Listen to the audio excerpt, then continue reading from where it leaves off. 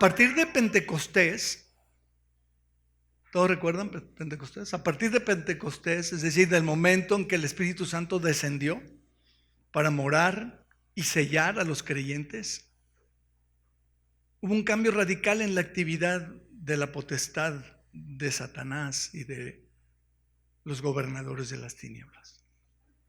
Un cambio permanente. La presencia permanente del Espíritu Santo en la tierra, en la vida de los creyentes, limita y limitó desde el principio las libertades de estos ángeles que cayeron.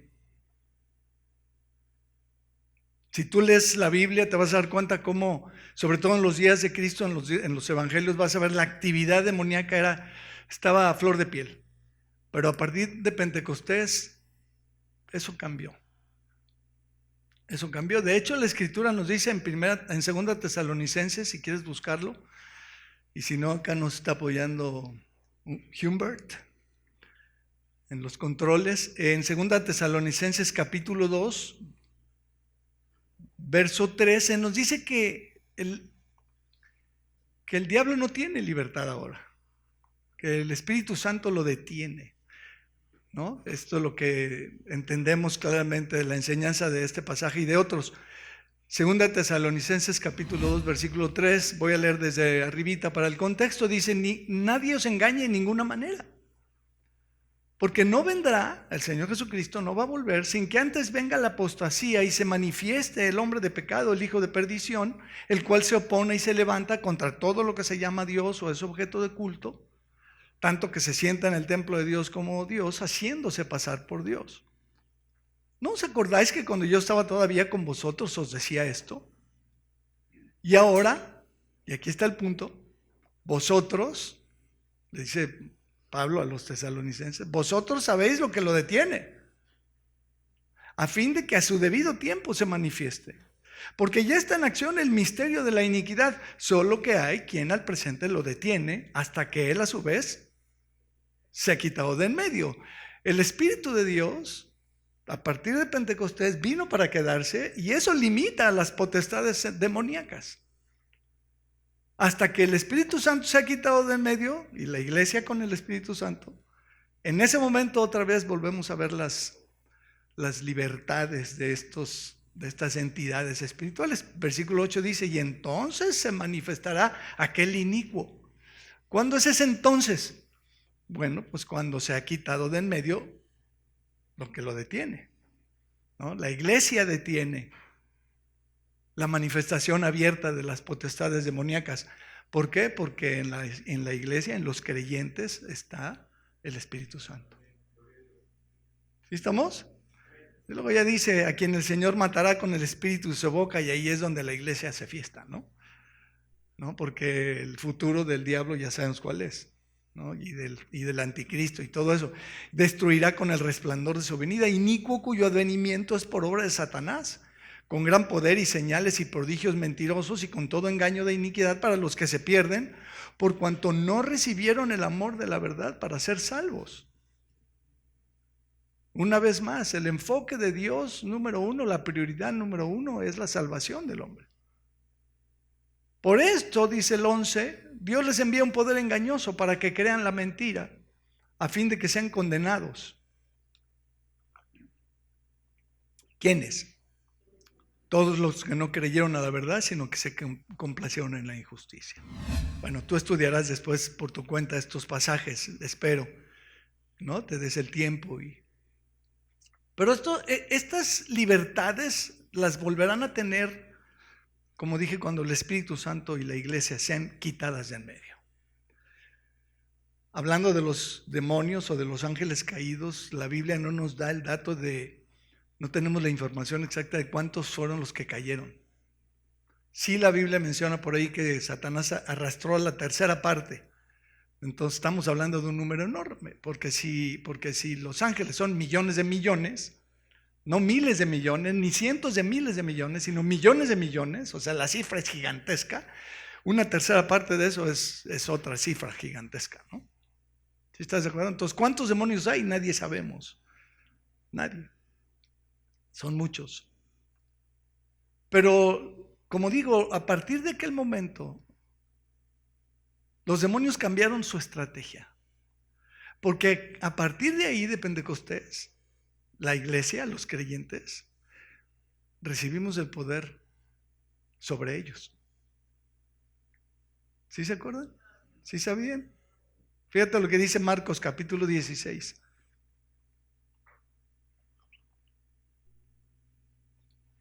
Marcos capítulo 16, verso 14.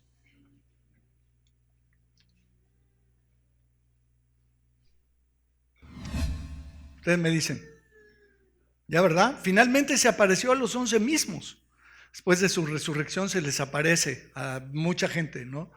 Pero bueno, entre ellos a los 11, obviamente, estando ellos sentados a la mesa, y les reprochó su incredulidad y dureza de corazón, porque no habían creído a los que le habían visto resucitado. Y les dijo, id por todo el mundo y predicad el evangelio a toda criatura. El que creyere y fuera bautizado, y no está hablando del bautismo en agua, ojo, sino del bautismo en el Espíritu y por el Espíritu. El que creyere y fuera bautizado será salvo. Mas el que no creyere será condenado. El problema sigue siendo la incredulidad.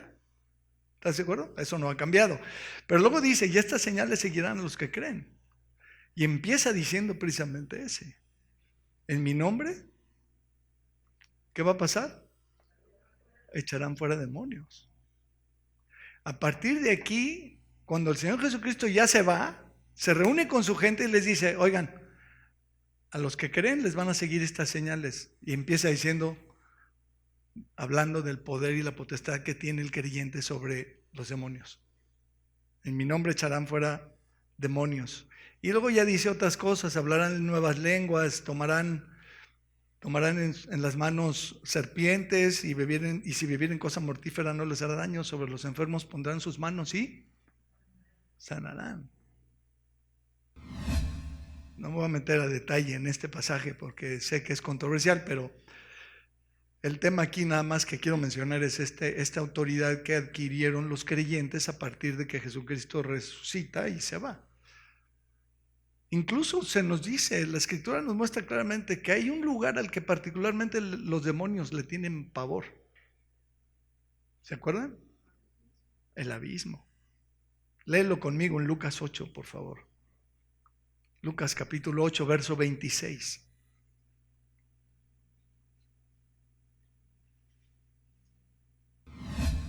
Y arribaron a la tierra de los Gadarenos, que está en la ribera opuesta a Galilea.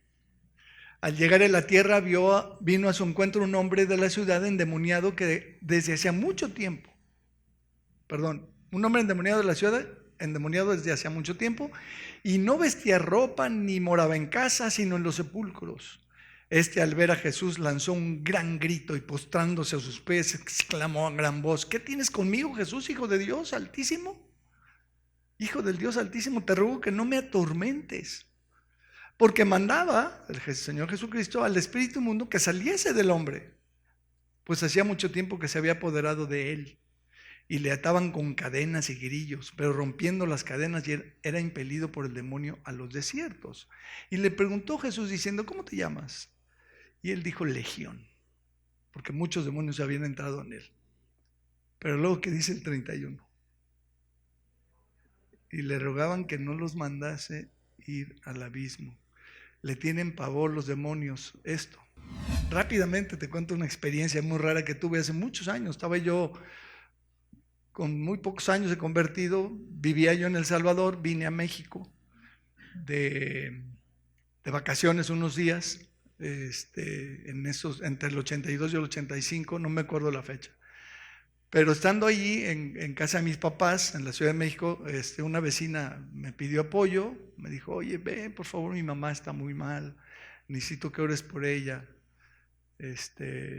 Mónica Valdés, mi hermana se ha de acordar de ella, la vecina. Entonces ahí voy y ahí empezó la cosa, ¿no? Porque la mamá pues tenía un problema espiritual y yo no lo sabía, ¿no? Y me agarró pues de bajada, ¿no? Y empezó y nos salimos de la casa y a seguir a la señora y luego pues vamos a llevarla acá y vamos a llevarla a casa de mi hermana y ahí vamos y la 1 de la mañana y las 2 de la mañana y en una de tantas se sale la señora a la calle y ahí voy yo atrás de ella y estando allí de repente se voltea, empieza a caminar como rumbo a la avenida y empezó a decir que se iba a suicidar.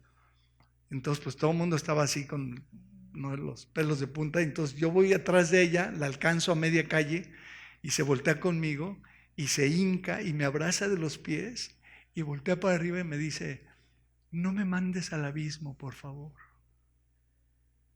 Y entonces yo ahí dije, ups, ¿qué es esto, no? ¿Qué le pasa? ¿A quién le dijo? ¿De qué está hablando? No es la mamá de mi amiga. Ahí había un espíritu, ¿no? Y ahí me di cuenta y entonces lo empecé a reprenderlo en el nombre de Jesús y que se empieza a reír a carcajadas, bien feo. Y entonces de repente ¡pum!, se fue la luz en la cuadra. Y se puso oscuro, pero muy oscuro, ¿no? Y se reía bien feo y entonces de repente volvía la luz y se volvía a reír como que estaba jugando conmigo, ¿no? Total, no logré liberar a la señora, la verdad lo digo con vergüenza, pero no la liberé. Y al rato pues ya llegaron sus hermanos mayores de esta chava y se lo llevaron a la mamá, la llevaron al hospital psiquiátrico, la metieron en una de esa camisa de fuerza y la internaron. Y ya perdí el contacto, ¿no? Es una de esas historias de mi vida de fracaso, porque no supe, no pude, no tuve la capacidad, la habilidad, la destreza, o no sé qué me faltó, pero no pude, ¿no? Por más que reprendí al demonio, no salió de ella, ¿no? Pobrecita, la señora falleció hace muchos años y ya no supe qué fue de ella, ¿no? Desde el punto de vista espiritual, pero el tema es que los demonios le tienen pánico al abismo. Y el creyente tiene la potestad de mandarlos ahí. Un día que te enfrentes con un demonio, amenázalo, dile, te voy a mandar al abismo. Y vas a ver cómo va a reaccionar. Les dan mucho miedo. Estoy convencido que desde entonces se esconden. Los demonios siguen aquí en la tierra. Ellos no se reproducen, no son una raza, no tienen demonitos y luego crecen y se hacen demoniotes, no son una raza, no se reproducen, pero son muchos y aquí siguen en la tierra. Ahí están, pero no se manifiestan fácilmente. Por muchas razones, entre ellas porque la iglesia está aquí y el Espíritu Santo no les permite. Pero entonces, ¿dónde están? ¿Dónde están? ¿En dónde viven? Bueno, bíblicamente, como leímos aquí, ellos pueden poseer a un humano. Hay personas endemoniadas hoy en día, lamentablemente. Existen, son reales. Hemos tenido experiencias. Mi hija Lorena me acompañó una vez, ¿no? con un indigente que estaba endemoniado y ella pudo ver las manifestaciones sobrenaturales de este encuentro. Pero también en los animales. Este pasaje que leímos, si le sigues leyendo, el Señor les da permiso de que vayan y entren en los cerdos, ¿no? Entonces un animal puede también estar poseído o ser poseído por un demonio, pero especialmente en los ídolos, que son artículos que son objeto de fe y devoción de los humanos. Puede ir desde un crucifijo, un collarcito, una pulserita, un escapulario, lo que tú quieras, un muñequito, cualquier cosa que despierte la fe y la devoción en el ser humano al objeto. Ese es un ídolo. Y es un lugar ideal para que ahí se esconda un demonio y reciba esa fe y esa confianza que luego la gente le pone a los objetos. ¿Sí conoces gente? A lo mejor tú mismo eras de esas personas, no lo sé, que le ponían fe al objeto, ¿no? Hay personas que no salen de su casa sin persignarse, ¿no? Creen en eso y su confianza no está en Dios, sino en la cosa esa que hacen, que dibujen con las manos, ¿no? O tocan la puerta o el marco de la puerta O le piden a un muñequito, ¿no?, que los guarde y los proteja, ¿no? O traen colgado alguna cosa en el espejo de su coche, ¿no? Porque creen que ese objeto les va a dar protección y bendición y bla, bla. Y hay gente que hasta cree que estas cosas pueden prosperarles en la vida, ¿no? Y es de reírse, ustedes lo saben, es de reírse, ¿no? En la religión hay de todo y para todos, ¿no? Para los albañiles, para los abogados, para los, ¿no?, para las prostitutas, para todo hay. Para los narcos, hay para todo distintas muñequitos. Son ídolos. El hombre ha tenido este problema desde siempre. Fíjate lo que dice Segunda de Reyes, capítulo 18. Los humanos siempre han tenido este problema de poner su fe y su confianza en los objetos. La Biblia los llama ídolos. Y existen desde el principio. Vamos a leer este pasaje, qué interesante. Seguro ya lo conoces, pero vamos a repasar. Espero que no te moleste que te esté leyendo la Biblia. Segunda de Reyes, capítulo 18, versículo 1.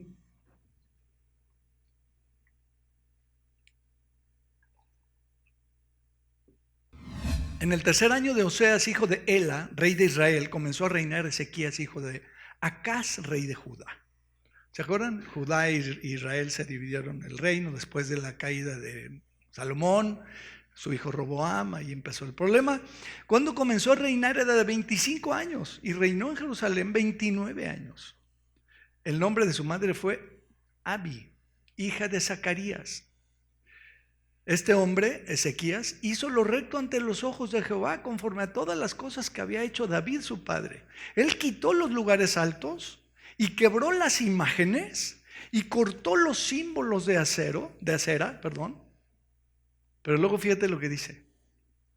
E hizo pedazos la serpiente de bronce que había hecho Moisés, porque hasta entonces le quemaban incienso los hijos de Israel. Y la llamó Neustán, que se traduce como cosa de bronce. Eso quiere decir Neustán, cosa de bronce. ¿Se acuerdan cuando Moisés levantó la serpiente en el desierto? Era mordido alguno por la serpiente, miraba la serpiente que había hecho de bronce Moisés y la puso en un asta, en un palo muy alto, ¿no? Y el que miraba la serpiente quedaba sano de la mordedura de la serpiente, del veneno. ¿Se acuerdan? Fue un evento del pueblo de Israel en el desierto, una cosa sobrenatural al que el Señor Jesucristo luego en Juan capítulo 3 se refiere como un cuadro de Él y su sacrificio en la cruz. ¿Sí se acuerdan, verdad? ¿Sí estamos? Pues estos cuates habían agarrado esa serpiente de bronce y le quemaban incienso, le oraban y no, bueno, te digo que... Pero principalmente estos seres, su espacio es el aire, Y ellos operan en personas a las que Dios llama hijos de desobediencia, es decir, los inconversos, los no convertidos. Léelo conmigo en Efesios capítulo 2, Efesios 2, 1. ¿Sí vas bien? ¿Estás ahí? ¿No te has dormido? ¿No? Si necesitas irte a mojar la cara, córrele para ahí. Efesios capítulo 2, versículo 1. Y Él os dio vida a vosotros cuando estabais muertos en vuestros delitos y pecados. Y ahí es donde tú y yo decimos, aleluya, gracias Señor, que me diste vida estando muerto espiritualmente, ¿no? Versículo 2, en los cuales, delitos y pecados, anduvisteis en otro tiempo, siguiendo la corriente de este mundo. Pero luego ve cómo dice, conforme al príncipe de la potestad del aire. El príncipe de la potestad del aire, así se le llama a Satanás. El espíritu que ahora opera, ¿en quiénes? ¿En los creyentes? ¿En los hijos de Dios? ¿En los convertidos? Claro que no, en los hijos de desobediencia, que es un título que Dios le da aquí a los que no son sus hijos.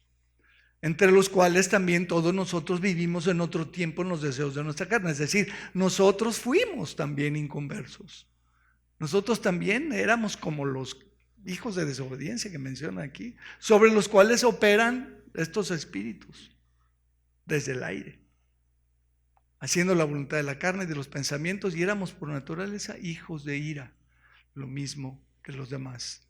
nosotros no somos mejores que un inconverso, porque éramos. Por la gracia de Dios ahora somos convertidos. Por la gracia de Dios tenemos la salvación de nuestras almas. Por la gracia de Dios. El creyente que no entiende eso está en pañales. Tenemos que entender que el inconverso es alguien como nosotros. Así fuimos nosotros. Ya no somos así, bueno, no tenemos nada de qué jactarnos porque no nos lo debemos a nosotros mismos, ¿cierto? Se lo debemos al Señor. Pero este pasaje nos dice que este espíritu o estos espíritus operan en este tipo de personas. Estamos hablando de la influencia demoníaca. Influencia demoníaca. En ese sentido hay que decir que no todo el mundo está poseído, ¿cierto? Sino bajo su influencia. Bajo su influencia. Estoy convencido que a muchos demonios de cierto nivel para arriba no les interesa poseer a las personas. Estoy convencido de que los demonios que poseen a los humanos son de bajo nivel. Son demonios de poca monta, chiquitos, ¿no? De esos demonios que lo único que pueden hacer es asustar a la gente con ruidos de cadenas y voces y sombras. Son demonios de muy poco nivel, pobrecitos, ¿no? Los demonios grandes están allá moviendo las grandes decisiones de los gobiernos del mundo y generando muerte y devastación y guerras y bombas. O sea, esos son los grandes. Ellos no tienen interés en venir a poseer a Pedrito, ¿verdad? No, hombre, qué aburrido. Además, también estoy convencido de que una vez que posee a una persona, no es fácil que lo puedan dejar. Ese ya es un asunto muy mío. Pero de hecho la Biblia nos dice que nosotros tenemos una lucha con ellos, que nuestra lucha es contra ellos, no contra las personas, sino contra los demonios. Fíjate cómo dice Efesios capítulo 6, versículo 12.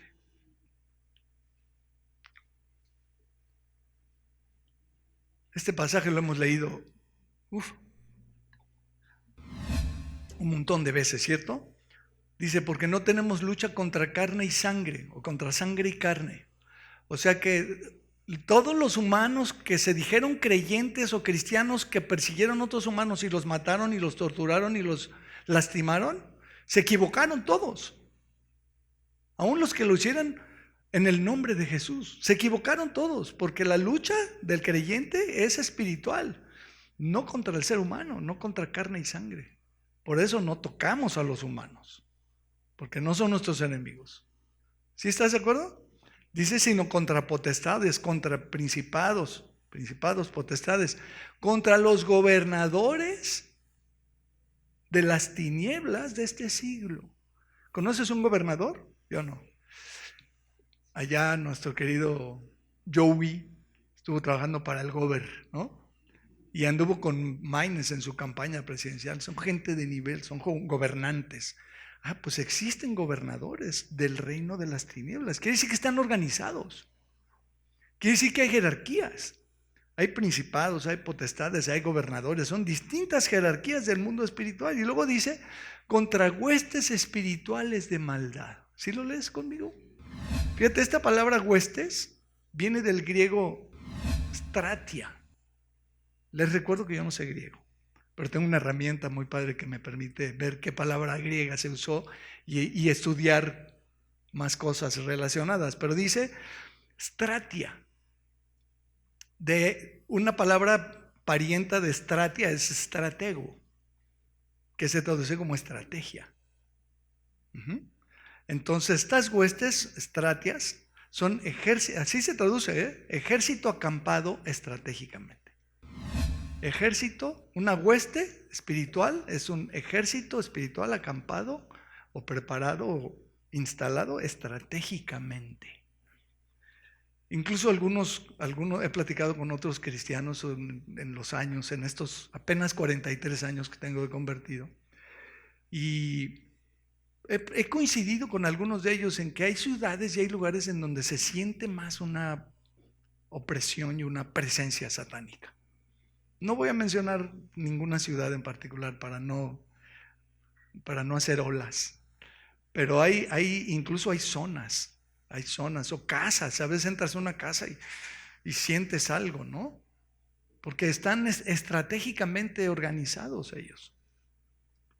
Pero fíjate cómo dice entonces, contra huestes espirituales de maldad, estas son ejércitos acampados estratégicamente espirituales de maldad, no de bondad. No de bondad. En las regiones celestes. Y entonces yo me metí a ver esto. ¿Qué quiere decir esto de las regiones celestes? Pues el griego es epouranios, que quiere decir en el cielo, en el aire.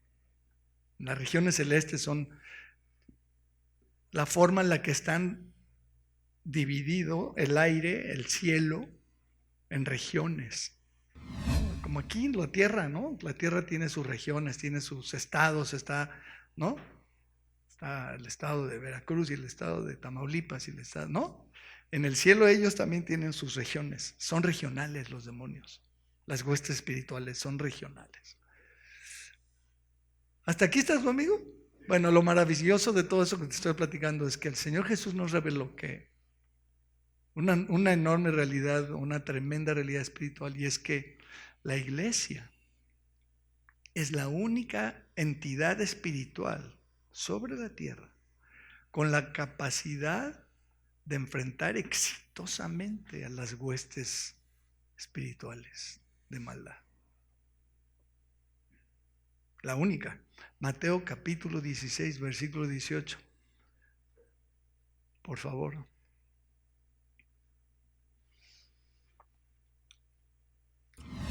Dice, yo también te digo que tú eres Pedro y sobre esta roca, y olvídate del rollo de Pedrito, por favor, no te pierdas con eso. ¿Qué dice? Edificaré mi iglesia. La gente no sabe leer la Biblia. Jesucristo es el edificador de la iglesia y nadie más. Él está prometiendo y anunciando aquí que Él va a edificar su iglesia. Pero luego dice, aquí está el tema,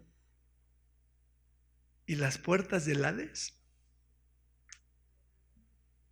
no prevalecerán contra ella. Rápidamente hago un paréntesis. Espero que no se me acabe el tiempo en mi paréntesis, pero el Hades es el lugar a donde las almas se van después de partir, después de dejar su cuerpo. No es el lugar de los cuerpos de los muertos, ese es el sepulcro. Pero a veces la Biblia traduce como Hades, refiriéndose también a los sepulcros, pero en el sepulcro se queda el cuerpo y el alma se va a otro lugar, al Hades. ¿Sí? Fíjate, esto lo aprendemos de esta historia del rico y Lázaro, ¿te acuerdas de ella? Vamos a leerla rápido, Lucas 16, 19, por favor. Lucas 16, 19.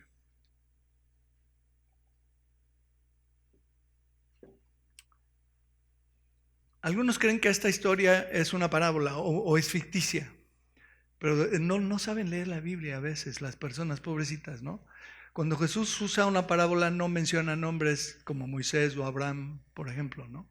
Ahí está contando un evento de la vida real y claro, del mundo espiritual, ¿no? Nos dice, Lucas 16, 19 dice, había un hombre rico que se vestía de púrpura y de lino fino y hacía cada día banquete con esplendidez. Había también un mendigo llamado Lázaro que estaba echado a la puerta de aquel lleno de llagas y ansiaba saciarse de las migajas que caían de la mesa del rico. Y aún los perros venían y le lamían las llagas. Qué grotesco el cuadro, ¿no? Aconteció que murió el mendigo y fue llevado por los ángeles al seno de Abraham. Y murió también el rico y fue sepultado. Y en el Hades alzó sus ojos estando en tormentos. ¿Cómo estaba? En tormentos. Y vio de lejos a Abraham y a Lázaro en su seno. Entonces él dando voces dijo, Padre Abraham, ten misericordia de mí y envía a Lázaro para que moje la punta de su dedo en agua y refresque mi lengua, porque estoy atormentado en esta llama. Pero Abraham le dijo: hijo, acuérdate que recibiste tus bienes en tu vida y Lázaro también males, pero ahora este es consolado aquí y tú atormentado. Además de todo esto, una gran cima, un abismo, una barranca ahí, ¿no? Entre los dos, está puesta entre nosotros y vosotros, de manera que los que quisieren pasar de aquí a vosotros no pueden, ni de allá pasar para acá. Claro. Entonces le dijo: te ruego pues, padre, que le envíes a la casa de mi padre, porque tengo 5 hermanos, para que les testifique, a fin de que no vengan ellos también a este lugar de tormento. Claro, esa debería ser la reacción de cualquiera que tiene familiares no creyentes. ¿Sí o no? Y Abraham le dijo: a Moisés y a los profetas tienen, óiganlos. Y él entonces le replicó y le dijo: no, padre Abraham, pero si alguno fuera de ellos de entre los muertos, se arrepentirán. ¿Qué es lo que libra a un ser humano caído de ese lugar? El arrepentimiento, ¿verdad? Mas Abraham le dijo: si no oyen a Moisés y a los profetas, tampoco se persuadirán, aunque alguno se levantare de los muertos. Y esa es la historia de Jesucristo. Es la historia de la humanidad y la historia de la iglesia. Jesucristo sí se levantó de los muertos, y las personas no se persuaden del riesgo que corren de ir a parar a ese lugar después de morir. ¿Estás de acuerdo? Entonces lo que está diciendo el Señor es que las puertas del infierno, dice, del Hades, de este lugar de tormento, no prevalecerán contra la iglesia, contra su iglesia. Así dijo, ¿no? Yo voy a edificar mi iglesia y las puertas del Hades no prevalecerán contra ella. Me metí otra vez al griego, perdón que esté dando lata con estas cosas, pero para ver qué quiere decir eso de prevalecer. Con K, katishuo, que se traduce como superar, vencer, derrotar y prevalecer. Entonces podríamos parafrasear este versículo y decir que las puertas del Hades no superarían, o no vencerían, o no derrotarían. ¿A quién? A la iglesia. A la iglesia. Todo lo que está diciendo el Señor es que el reino de las tinieblas no podrá superar, ni vencer, ni derrotar a la iglesia o a los creyentes, a los verdaderos. No tienen forma. Y entonces quiero llegar aquí al punto de decir que la iglesia es el único organismo vivo con la facultad de albergar la presencia de Dios hoy y de prevalecer ante los gobernantes del reino de las tinieblas. Amén. Un amén por ahí. Perdido. La iglesia es el único organismo vivo capaz de albergar la presencia de Dios y de prevalecer en frente a estas huestes espirituales de maldad.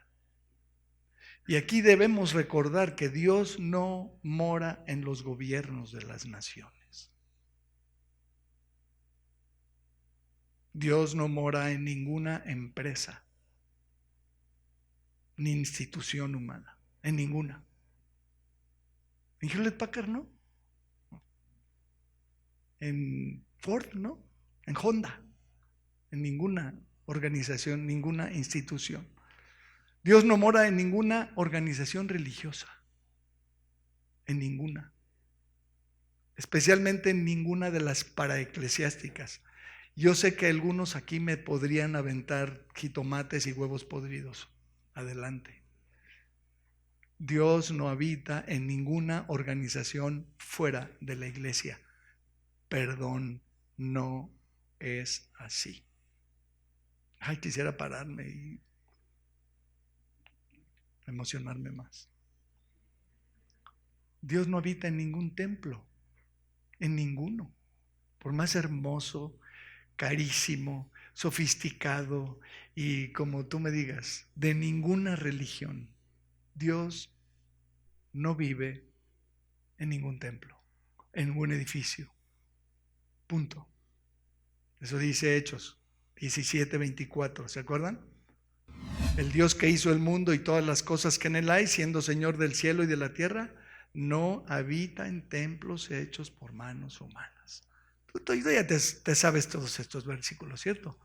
Entonces aquí hay que recordar y hay que recapitular y decir que Dios mora única y exclusivamente en la iglesia. En su iglesia. En los verdaderos, porque su iglesia no somos nosotros aquí en la puerta. Su iglesia son todos los convertidos del planeta. Ese conglomerado de convertidos, de gente que ha sido rescatada y que es salva por la sangre de Jesucristo y que ha puesto su fe y su confianza en Jesucristo. Esa es la iglesia de Cristo. No importa en dónde se congregue, no importa cómo se haga llamar. Los convertidos, esa es la iglesia de Jesucristo. Amén. Ya lo dijimos, primera de Timoteo, la vez pasada hablamos de eso, primera de Timoteo 3:14, ¿te acuerdas? Esto te escribo, aunque tengo la esperanza de ir pronto a verte, versículo 15, para que si tardo en irte a ver, dice, sepas cómo debes conducirte en la casa de Dios, que es la iglesia del Dios viviente. La casa de Dios hoy es la iglesia del Dios viviente. El único lugar en donde mora y vive el Dios viviente es en su casa, en la iglesia, columna y baluarte de la verdad. Perdón, hermanos. Si te dijera otra cosa, te estaría mintiendo y estaría predicándote una falsa doctrina. La iglesia es la casa de Dios. Punto. Yo entiendo que hoy en día, al igual que la familia, particularmente el matrimonio, son el blanco preferido, principal y el objetivo central de los ataques demoníacos. Nunca antes en la historia el matrimonio y la familia habían sido atacados como está siendo atacado hoy en día. Es el caso de la iglesia. Escúchame esto. Si no pusiste atención a lo demás, pon atención ahorita. Una de las más grandes victorias del enemigo en la vida del creyente es sacarlo de la iglesia. Es alejarlo de la iglesia, es mantenerlo lejos y fuera de la actividad del cuerpo de Jesucristo, de la casa de Dios. El diablo no quiere que tú te muevas en el interior de la casa de Dios, que es la iglesia. Te puede ofrecer un abanico enorme y sin fin de actividades y de distracciones y de otras prioridades y de lo que tú me digas. Pero lo hacen con una astucia, con una habilidad que miles y miles de cristianos verdaderos y convertidos ni siquiera se dan cuenta de que están siendo empujados por el diablo para alejarse de la iglesia, de la comunión con otros creyentes, de la comunión con la iglesia de Dios. Es una habilidad y una sutileza impresionante. Y ni qué decir de las heridas que muchas veces ocurren al interior de las iglesias y salen corriendo heridos y resentidos. Conozco una cantidad de cristianos resentidos con la iglesia, como no te imaginas. No sé si tú también. Entonces, mira, ya llegué a donde quería llegar. ¿Estás conmigo? Una de las funciones espirituales de la iglesia es darle a conocer a los principados y potestades que están en los aires la sabiduría de Dios. La multiforme sabiduría, tiene muchas formas la sabiduría de Dios. ¿Sí? A estas huestes, a estos ejércitos espirituales de maldad, la iglesia cumple el objetivo de, lo digo con humildad y respeto, de restregarles en la jeta. Ay, qué bien se siente. de restregarles en la jeta a los demonios? La sabiduría de Dios. ¿Sabías que Dios es sabio? Él es el sabio. No es uno, es el sabio. Léelo conmigo, Efesios capítulo 3. Sí, deja que la escritura haga su cosa en tu corazón. ¿Va? Efesios capítulo 3, verso 10. Dice, para que la multiforme sabiduría de Dios, ¿cómo es la sabiduría de Dios? Tiene muchas formas. Qué maravilla la sabiduría de Dios. Es bien linda la sabiduría humana, pero la sabiduría de Dios es todavía más. Es increíble. Sea ahora dada a conocer, la multiforme sabiduría de Dios sea dada a conocer por medio de la iglesia. ¿A quién? Precisamente a los principados y potestades en los lugares celestiales, en los aires, conforme al propósito eterno que hizo en Cristo Jesús, Señor nuestro, en quien tenemos seguridad y acceso con confianza por la fe. Tenemos seguridad de la vida eterna y estamos confiados de que tenemos la vida eterna por Jesucristo. Por Jesucristo. Porque es el propósito eterno de Dios, darle la salvación al hombre caído. Y entonces, perdón otra vez por mi francés sofisticado, pitorrearse de los demonios. Pitorrearse de los demonios. Decirles, a ver, ahí está la humanidad caída, ahí está el hombre viviendo en tinieblas, ahí está tu reino de tinieblas. Ajá, ¿qué crees? Aquí hay un grupito que me cree y que es mío. Y te lo demuestro. La sabiduría de Dios tiene que ver con la salvación del alma. ¿Sí o no? ¿Cómo sucede esto que la iglesia le da a conocer a los principados y potestades? Porque así dice, ¿no? La sabiduría de Dios sea ahora dada a conocer por medio de la iglesia a los principados y potestades. A ver, yo no me acuerdo de alguna reunión, tú, Caleb, una reunión con los principados y potestades demoníacas para darles a conocer mediante una charla, una prédica, una presentación, la sabiduría de Dios multiforme. ¿Verdad que no pasa así? ¿Cómo funciona esto? Pues esto ocurre cuando adquirimos la sabiduría de Dios y la ponemos en práctica. ¿Ves lo que dice Santiago capítulo 3? Porque realmente no hay convenciones con los demonios para informarles. ¿Verdad que no? Ya vengo, hermanos, voy a un congreso acá a Tijuana. Me voy con Elías a Tijuana. Vamos a un congreso, vamos a darles a los demonios una cátedra de la sabiduría de Dios. Y van a estar ahí Belcebú y los grandes, ¿no? ¿Verdad que no? Claro que no. Entonces, ¿cómo? Bueno, pues así, Santiago 3:13. Santiago 3:13. ¿Quién es sabio y entendido entre vosotros? Muestre por la buena conducta sus obras en sabia mansedumbre, porque si tenéis celos amargos y contención en vuestro corazón, no os jactéis, ni mintáis contra la verdad, porque esta sabiduría, la que incluye celos amargos y contención en el corazón y jactancia y mentiras, esa sabiduría no es la que desciende de lo alto, sino terrenal, animal, diabólica. Subráyalo. Porque donde hay celos y contención, ahí hay perturbación y toda obra perversa. Por eso le he dicho a los varones en las reuniones de varones, ¿quieres pelear conmigo? No lo verás. Las contenciones, los pleitos, vienen del reino de las tinieblas, de la sabiduría del diablo, de la sabiduría diabólica. ¿Eres muy hábil para darle una arrastrada a tu esposa o a tu esposo con tus argumentos y humillarla? Hoy eres grande para argumentar y debatir y poner aguas, porque eso viene del diablo.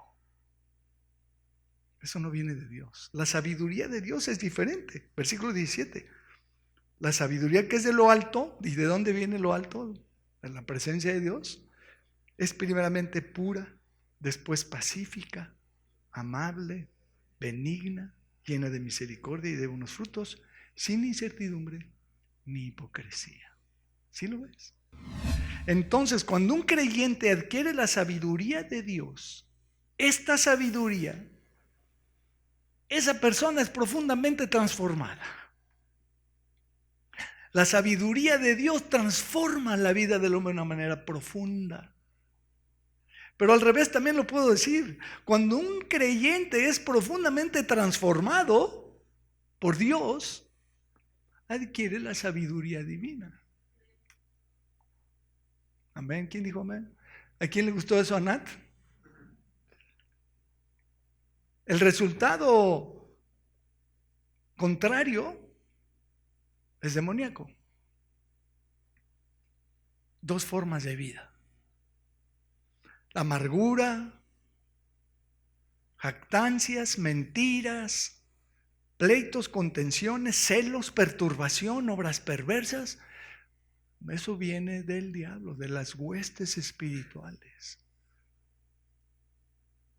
Una vida pura, pacífica, amable, benigna, llena de misericordia, de buenos frutos, vacía de incertidumbre, sin hipocresía. Eso viene de lo alto. Dos formas de vida.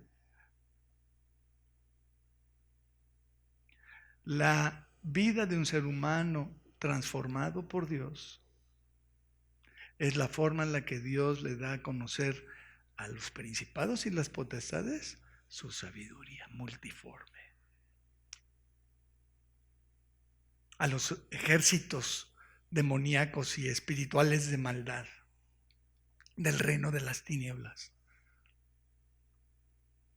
¿Sí lo ves? No es mediante un correo electrónico, ni un WhatsApp, ni un Instagramazo, es la vida de sus gentes que adquieren esta sabiduría de Dios.